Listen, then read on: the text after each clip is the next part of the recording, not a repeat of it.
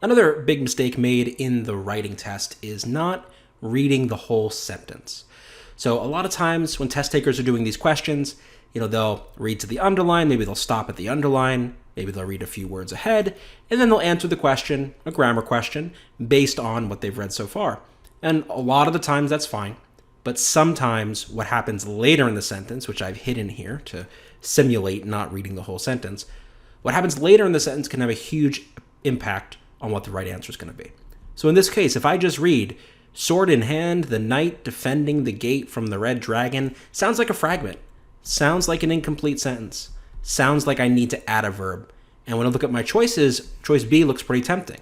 Sword in hand, the knight defended the gate from the red dragon. Looks great. These other choices don't fix the verb issue. They don't make it a complete sentence. D has this weird comma there for no reason. So everything looks good. I would go with choice B. But as you can probably expect, B is not right.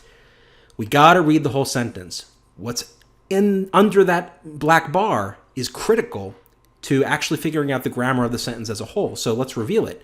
Sword in hand, the knight defending the gate from the red dragon, comma, prayed that he would be victorious. Well, suddenly, a lot is changing.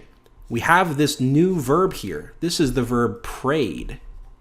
This is actually the main verb that goes with our subject, the knight. So the main sentence here is, the knight prayed that he would be victorious.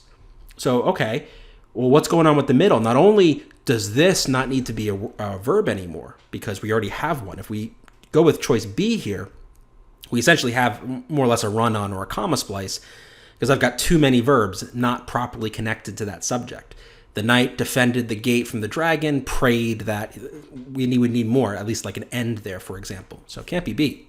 And so it turns out, because there's this comma here, that tells me I'm going to need a comma here as well. And so with choice D, why D is right, is I have this phrase in the middle, defending the gate from the red dragon. It's been inserted into the middle of the sentence, and we're surrounding it with commas because it's extra information. And then the knight prayed is the main clause of the sentence, the main subject and verb.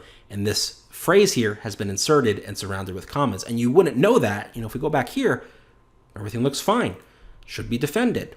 But actually, when we reveal it, no, there's a lot more information here later. So make sure when you're doing any question with an underline like this in the writing section, usually having to do with grammar, that you read at least the whole sentence, especially towards the end, because sometimes punctuation at the end, a verb, or some other word will change your impression of what's in that underline. So don't stop short, read the whole thing, and you'll avoid a pretty silly mistake.